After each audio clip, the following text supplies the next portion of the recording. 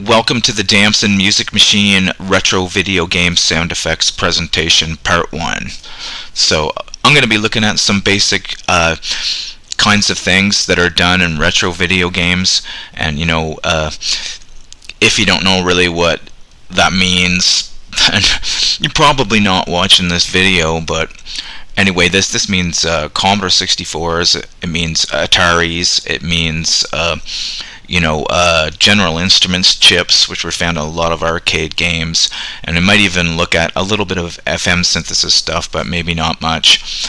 So, the first things we're going to focus on are, some basic things that are common with Commodore 64s and Ataris, and look at some fancy noise generator stuff, and, the basic things that happen in sound effects in retro games. And I just want to remind you about the, the different artifacts that are going to be in the voice here because of the software solution I'm using to make this all happen. So there's kind of a drag and lag on the voice, and it sounds like it slows down sometimes, and that sort of messes me up when I'm talking to.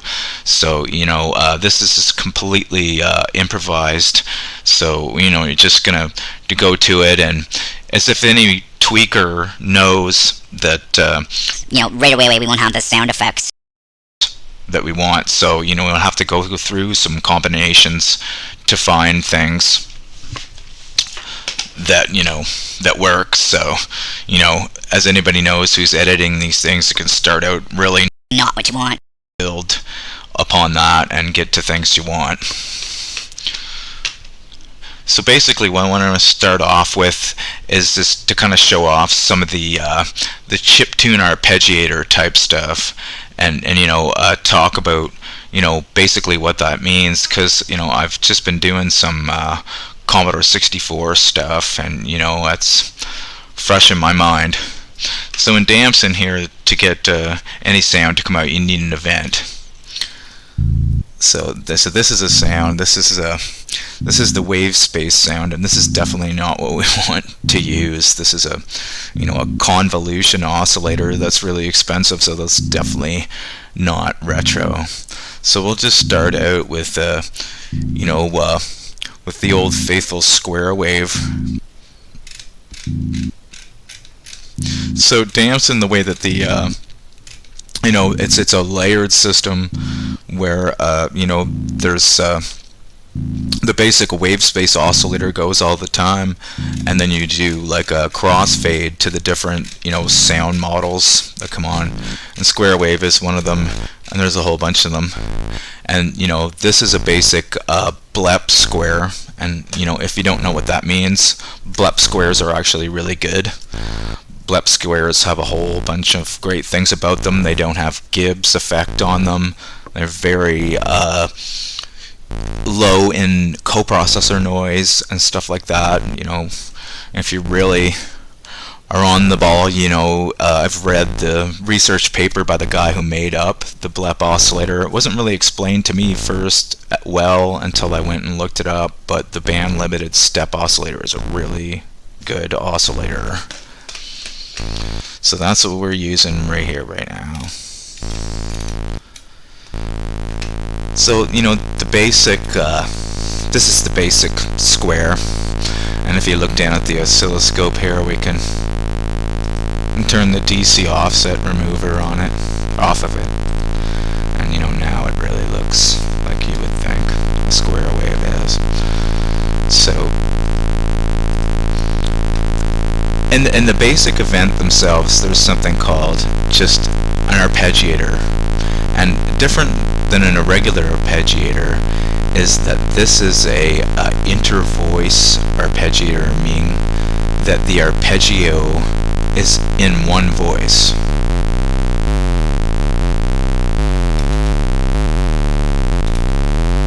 See, it's not triggering more voices to make that happen.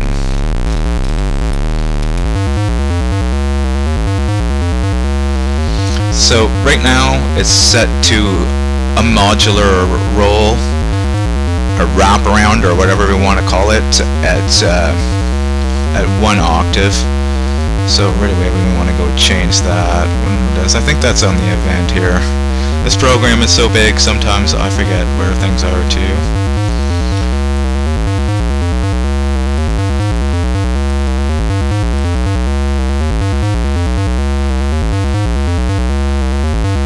Yeah, there we go, ARP roller.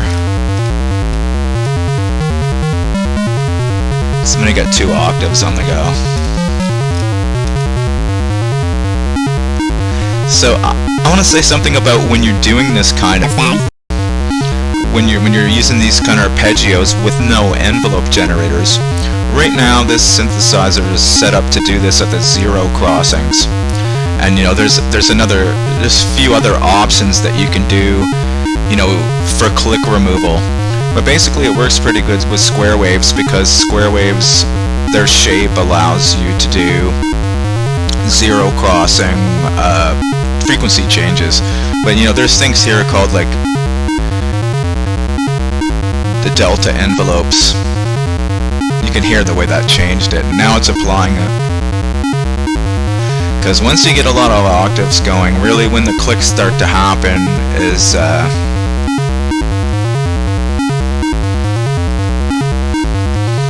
just warn you again, I really will forget where stuff is from time to time.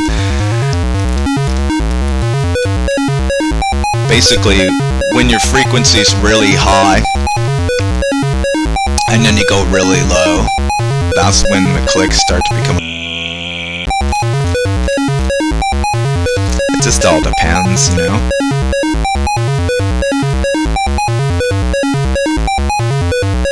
I think the pattern is right now maximum 4 octaves or something like that.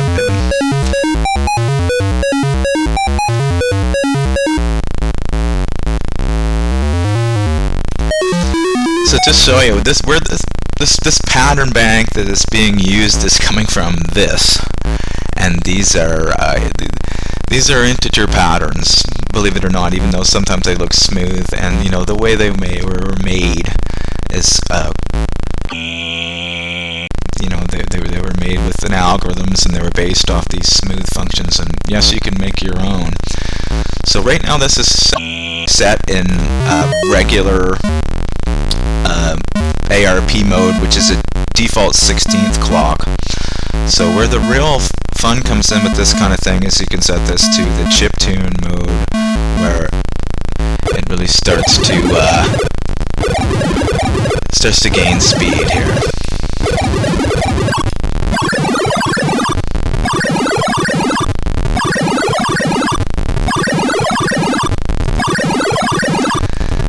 Let's turn the number of octaves down. That's just kind of...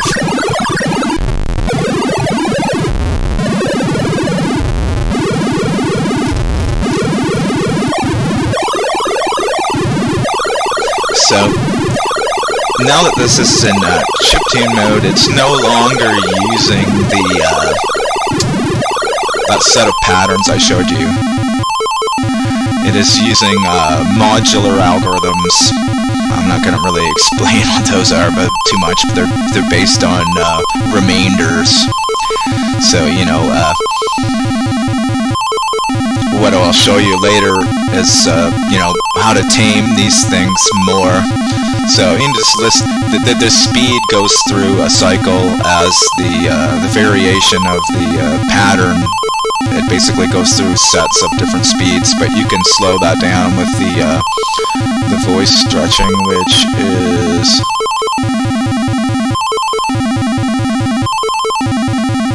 somewhere around here. There we go. Let me just set it on there, because some of the patterns are so fast that it just sounds like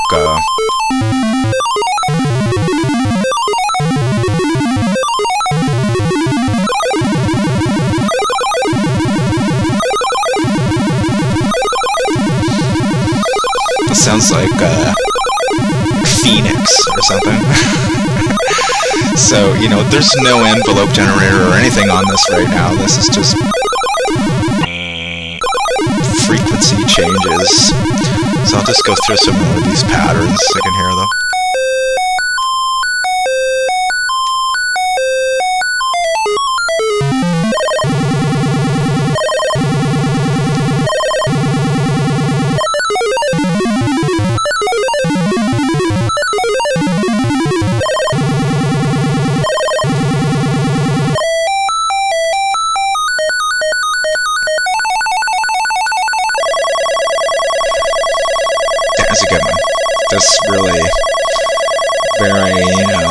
And it's something that could be a game. So let's, just do the basic thing of put some pulse width modulation on in there.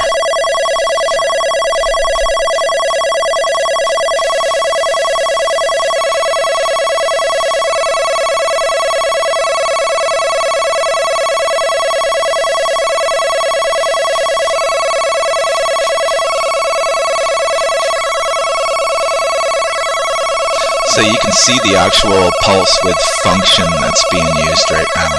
Basically what you're looking at here is something I'm calling remodel. That's the vector crossfade of the different sound model over top of the wave space oscillator.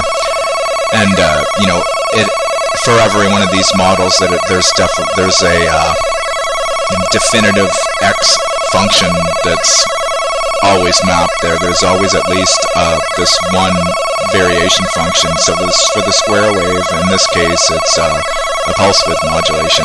For other oscillators, it's different things. For other quote sound models, it's different things. So you can see the little picture of the shape that it's using.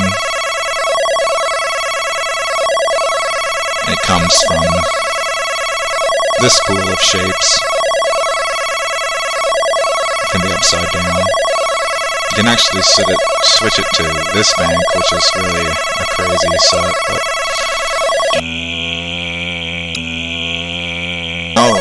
let's go say, let's add a pitch envelope.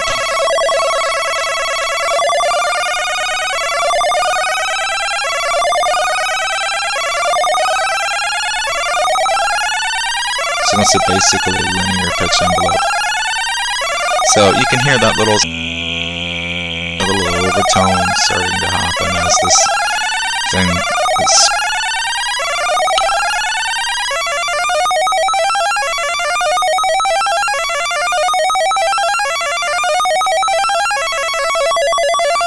So usually, the more you kind of get going on, where you have, more dimensionality to the sound, where you have a pitch envelope and a pulse width envelope and everything, that's usually when clicks start to arise more. So, after having this for a long time, and, one of the things that is true about it, trying to get little clicks out of there. See, in that case, the delta envelope actually made it a little bit worse. So there's another thing that's, that really helps is to put a little bit of interpolation or glide, and that can fix it.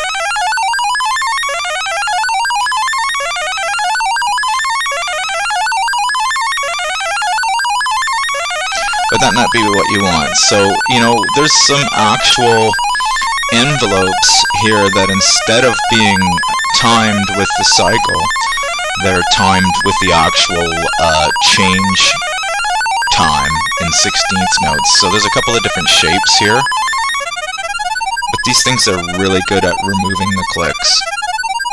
But you can tell, what it's doing. There's sine squared, linear, and cubic envelopes.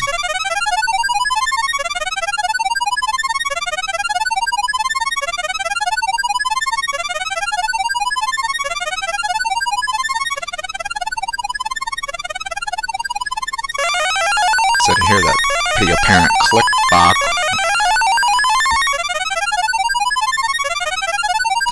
So, that reminds me of Sinistar. If you ever played Sinistar, the game. So, I like this mode on it, or whatever it is. It definitely works for...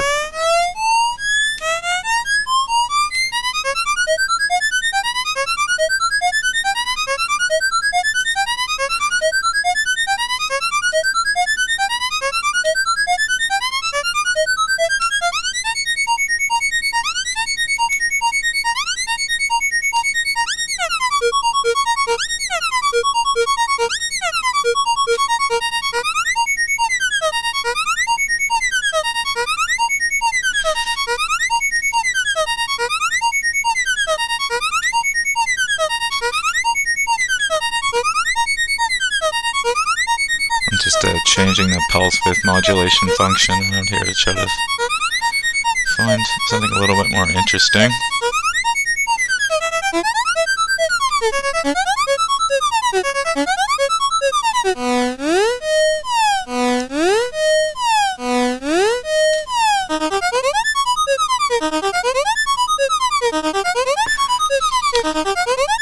So, you know, let's draw an amp envelope now.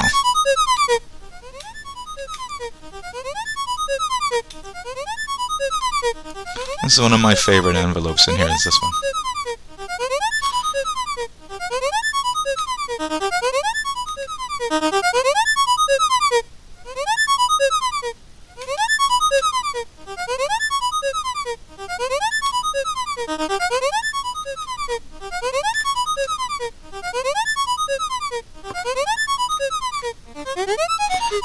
So in general, I don't really know what much else there is to say about these kind of high-speed arpeggios that are really common in, especially in Commodore 64 music.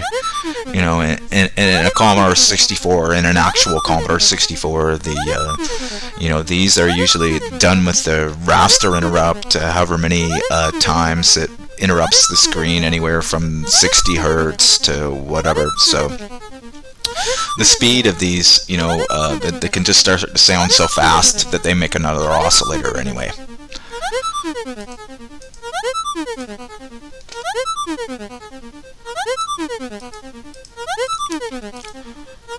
Take the amp envelope off here. Let's go back to a stable pitch.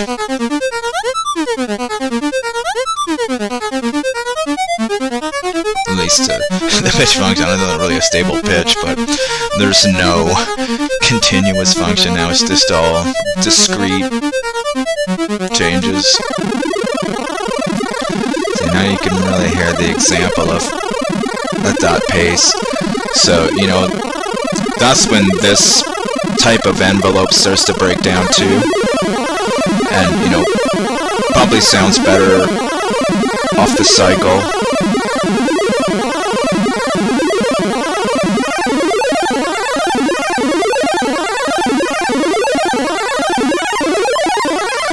So, like I said, to keep in mind here, this is only using one voice. It's not triggering these and using independent, you know, envelopes on each, you know, 16th. They're happening inside one voice.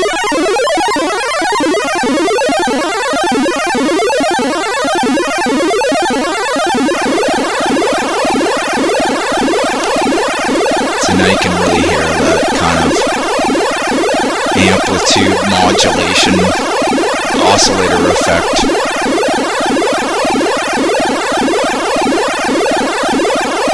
Starting to happen.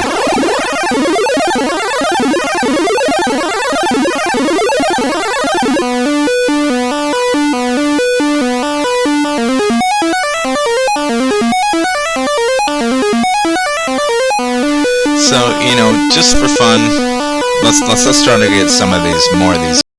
Well, first I'll show you some of the basic things that you might want to do if you have something similar set up. So this is a frequency quantizer, and you know I'm gonna have separate videos on these things. I won't get into what these are, but too much. I'm gonna have a whole separate video on this.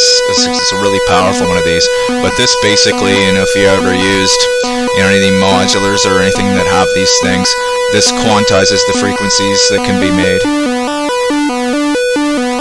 out of a set of frequencies come in. So you can really take random frequencies and, you know, turn them into like actual proper scales and, you know, arpeggios that are tuned.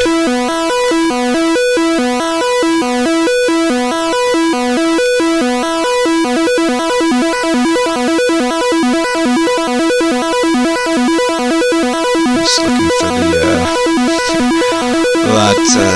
there it is.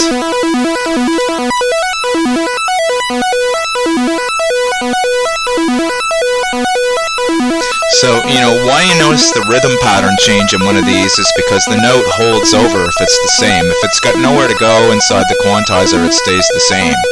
So there's no notes will be allowed out of this thing that aren't part of this quantizer. So that's why it sounded like there was only one. Well, now it's one in the octaves.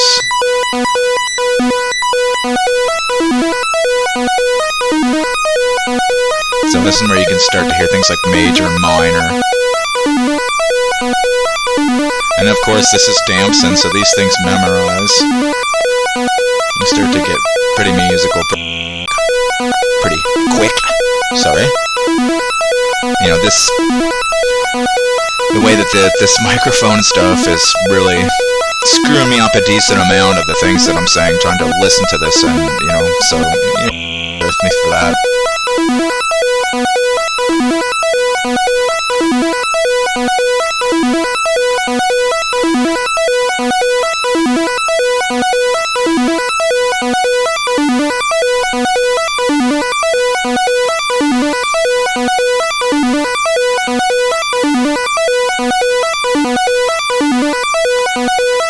It's the same combinations, alright? So I just memorized the different patterns.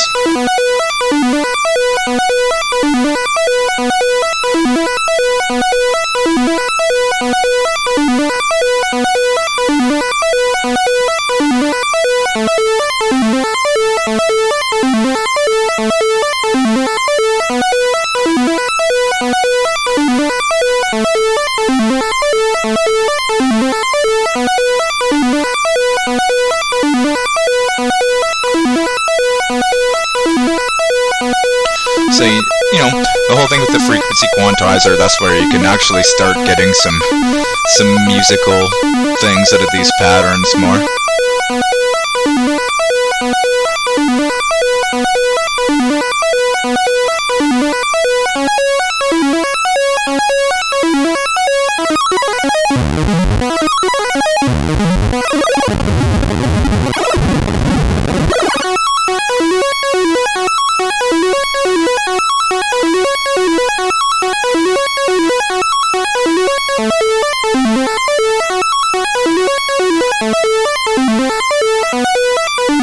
So, basically why I went over to this quantizer is to say, okay, these patterns come out and, they can be nearly random or whatever it is to tame these in a musical way.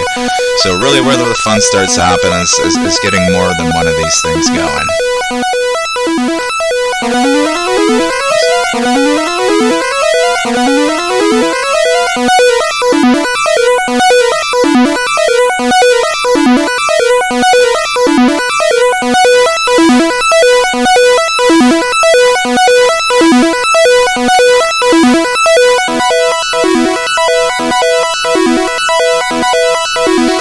So, as anybody who's ever used square waves, they can know that they can be, let's keep my eye on the limiters and stuff here, clipping.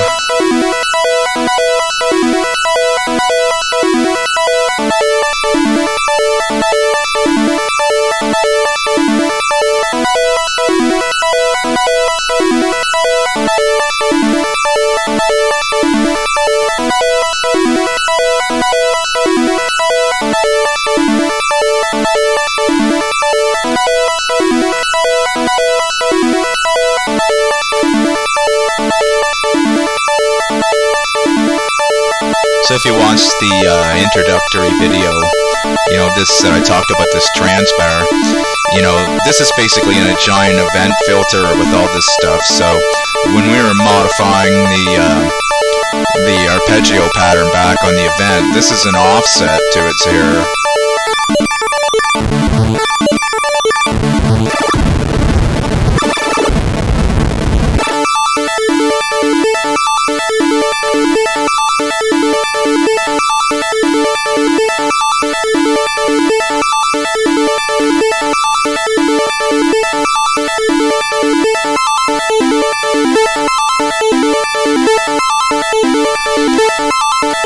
So this is a track independent quantizer, so there's a thing here to copy this current one to all the 8 tracks, so they'll be responding to the same thing.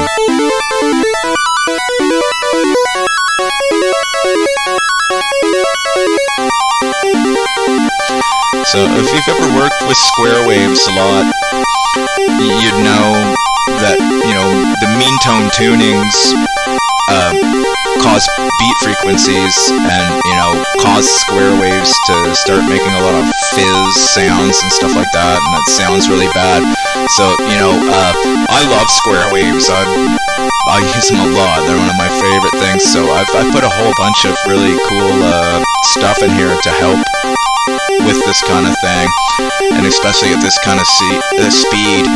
And one of the things in here is harmonic tunings, meaning that harmonic quantizing, meaning that the tunings are rounded off to harmonics. Harmonics are just integers of multiples of something. So I mean, the harmonics of 10 are they start at 20, 30, 40, that kind of thing. So you can start to round these off, and harmonic frequencies don't waver and don't have beat frequencies in them and stuff. But they can sound pretty strange. But you gotta remind, like, this is for sound effects, right? So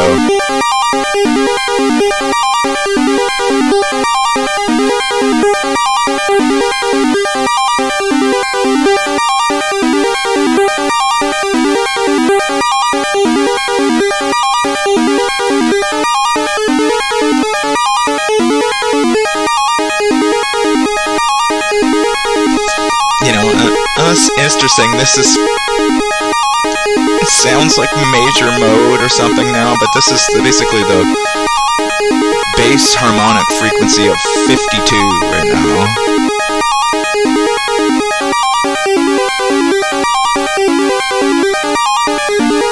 And the larger this bass gets, the more difficult it basically is for square waves to make any kind of fizzy sounds and stuff. And they start to sound more kind of granular and like grindy, and it's a cool sound, I think.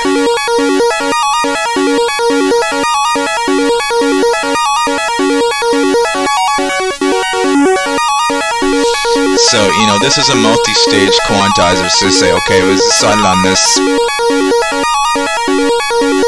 key.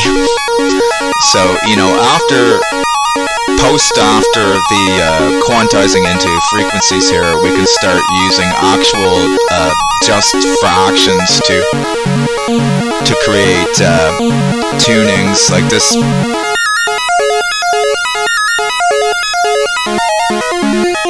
So now it's multiplied by 3 over 4.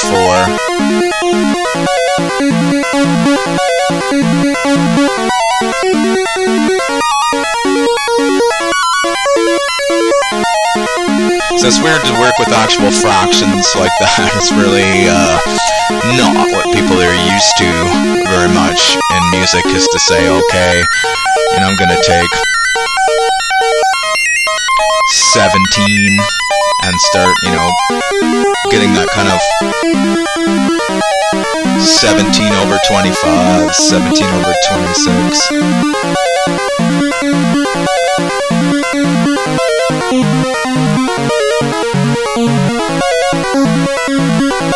Change that pattern. This is obnoxious.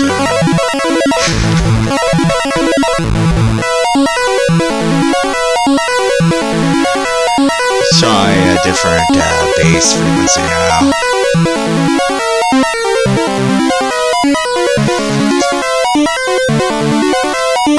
So let's just clear the frequency quantizing all the way out here.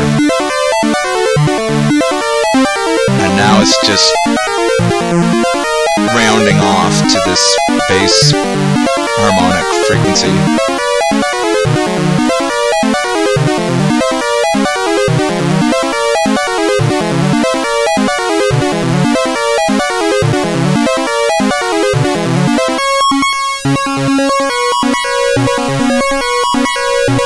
where something actually sounds musical.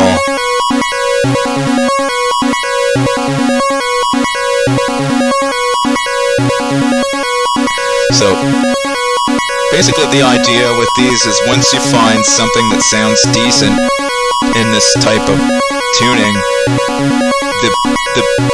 the more you can sort of the size of the bass harmonic, the cleaner it's gonna be. So, just a reminder that these square waves have pulse width modulation on them.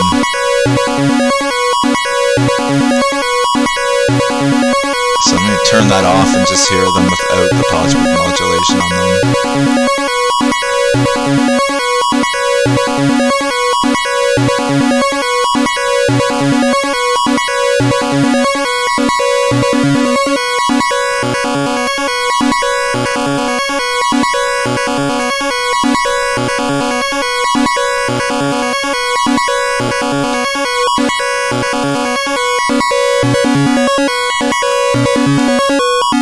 So that's no pulse width modulation there.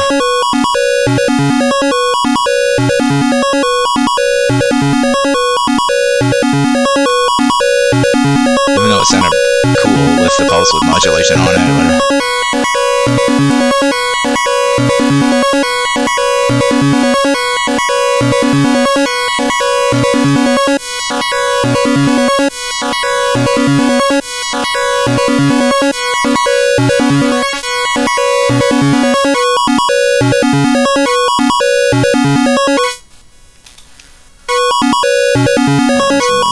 Too much pulse width modulation.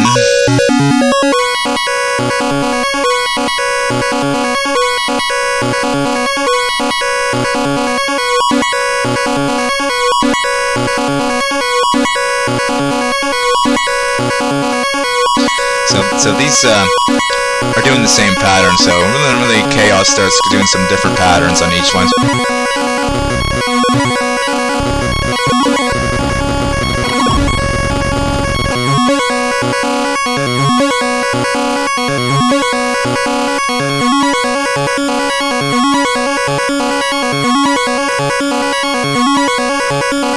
It's starting to sound cool. I should put our DC offset removers back on, maybe, by the looks of that in there, maybe. I'll check and see how we're doing the limiter. The limiters are going off a little bit there.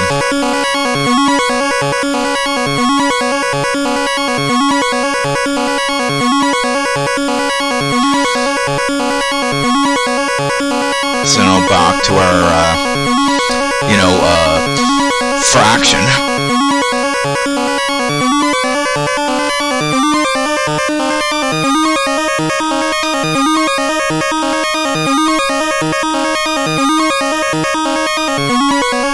So just so, anybody doesn't know what's going on here, I'm memorizing these things and recalling them as we do them just to hear them by each other.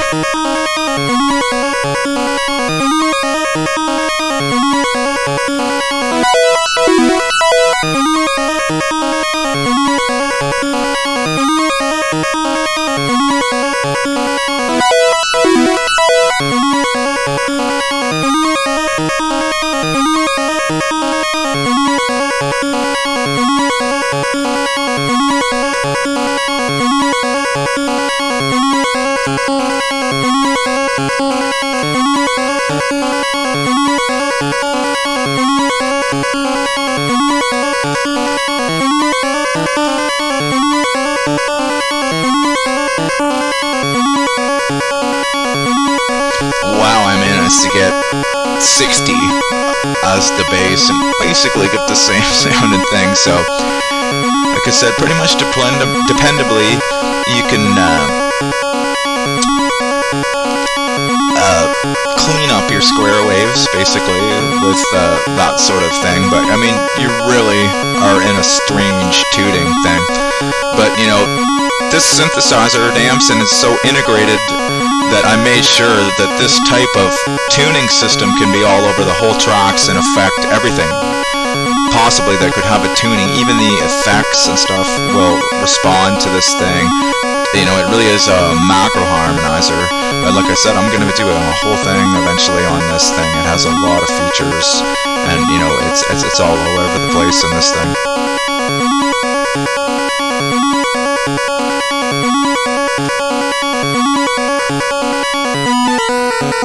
So, you know, this is, I just turned the transpose down, and it's a pre-transpose, so, you know, now it's coming in with a much different, so that's why we want to be using this fraction as a post multiplier to change the tuning of something like this.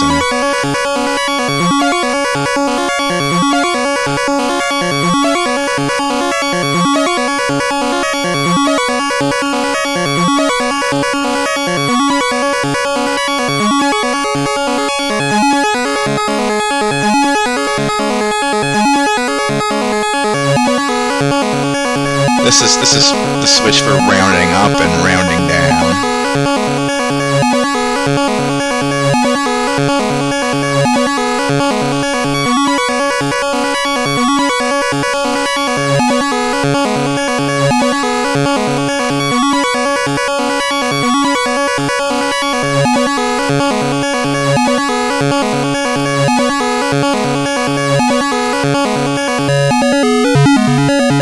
That's just a flat function in the pulse width, so you can just basically use it as a where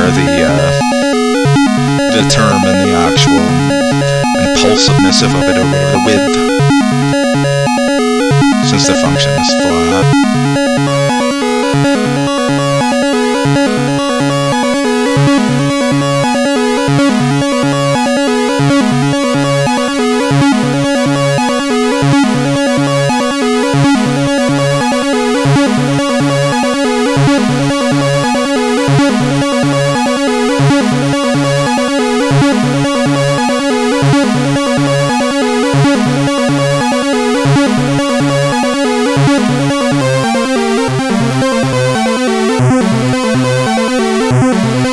So, you know, where that tuning came from, I mean, you just saw that is not like, I just shifted this thing down a couple of semitones or something.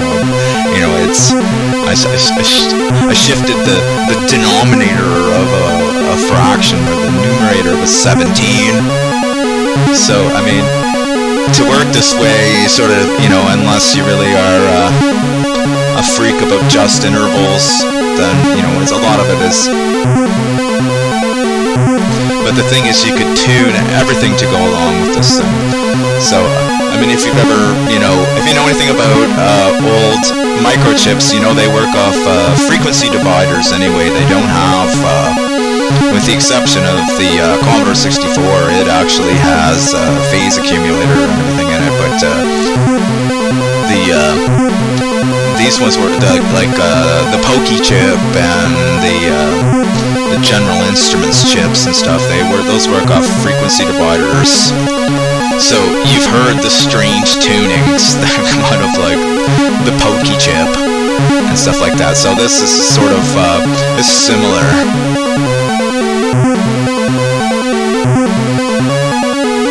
One thing I wanted to go to here is one of the unique things about.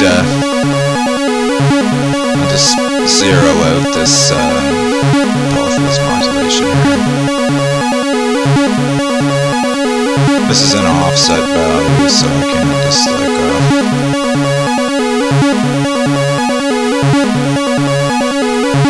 so I deselect that.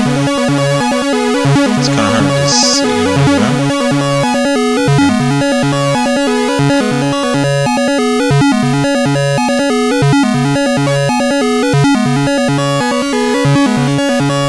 This stuff really starts to sound like carnival stuff to me, like music box, or not music boxes, like, but ice cream trucks and stuff like.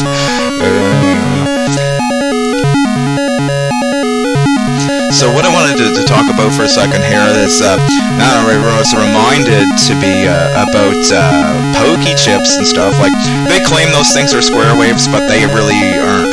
Like, they are square shaped, but they really do not sound like a typical resynthesis square or a blep or any square wave in any synthesizer that you're gonna buy. Almost like an analog one, especially, or whatever it is. They have their own proprietary whatever it is. But what Damsin does have, that whatever it is, I found to be quite a retro sounding thing, is it has as trapezoid oscillators.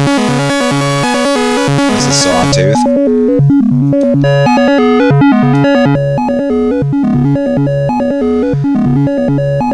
That sounds kind of there, but yeah, I'm going to change the type of trapezoid oscillator to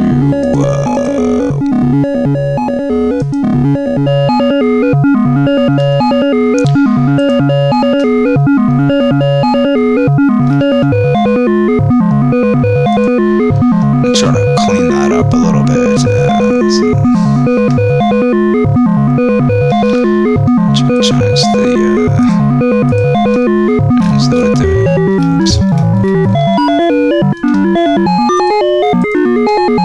Change the harmonic bass there, if that helps.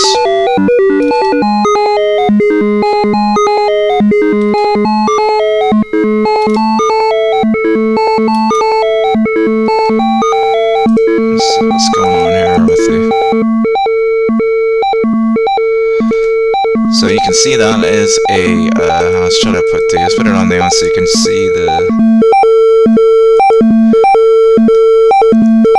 is indeed a trapezoid oscillator, if you've never seen one much in action.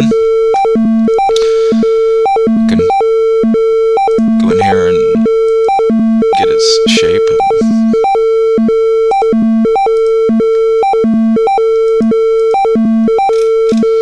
So trapezoid oscillators are basically a triangle oscillator with a flat top. So you can get some quite retro gamey sound effects out of these. Typically, the thing that's a little bit closer to that sound they are squares, but they just aren't as many harmonics. It's like, you know, a 24 harmonic square or whatever. Let's see if we can get something.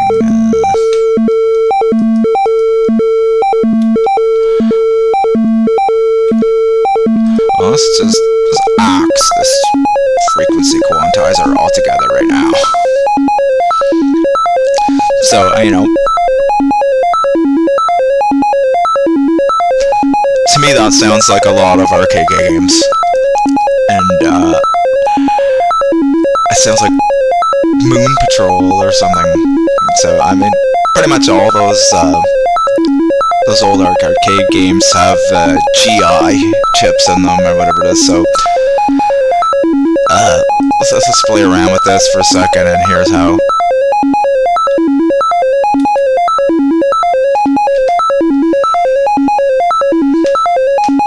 What I got going here? Why is that not changing?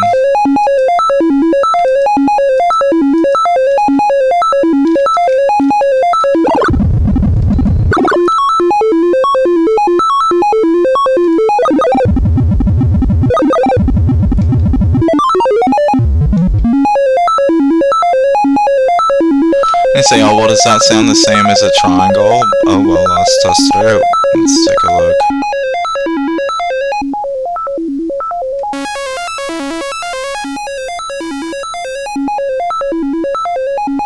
You know what? I'd say it's pretty similar.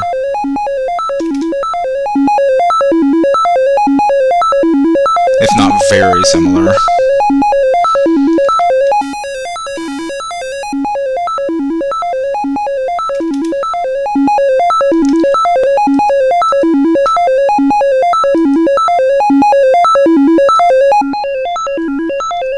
So, you know, let's explain what these oscillators are. I call them cubic oscillators. They are lower harmonic order. You know, they don't have as many harmonics in them. And, you know, be able to tell the difference probably a little better now. So there's the low harmonic order triangle. There's the trapezoid. So it does have a more unique sound to it. You know, it could be that as the shape of a triangle and a trapezoid approach the discontinuity that they have in the first derivative or whatever it is, that the flat part of the trapezoid and the peak of the triangle basically are making no sound, so they're making not much difference. I mean, the flat stuff doesn't make sound, flat signal doesn't make sound. So I've used this sound here for a few different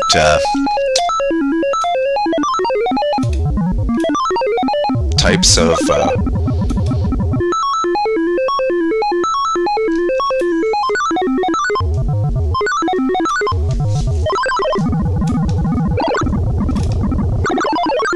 but all the same rules apply to doing these kinds of things.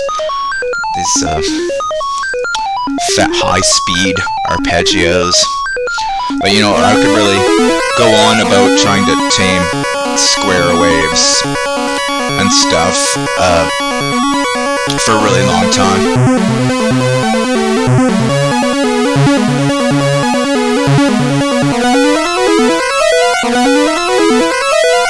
So keep in mind, whatever it is that these are, there's absolutely nothing on these. This video, Look and see, you know, if this thing have a timer on it. I'm not sure how long this has been, whether or not, oh yeah, that's been going on for a long time. So I'm going to have 48 minutes of this.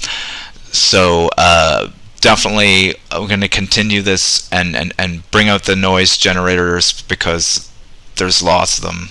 That's the noise generator section in this is huge and has lots of cool stuff in it. If you're interested in this stuff, and you know, I guess I shouldn't have spent so much time on you know, arpeggiators, but I mean, they're just there's a lot of that kind of thing, and I'm really kind of, you know, doing that thing in my Commodore 64 stuff right now, and you know, so you know, I'm gonna end this now.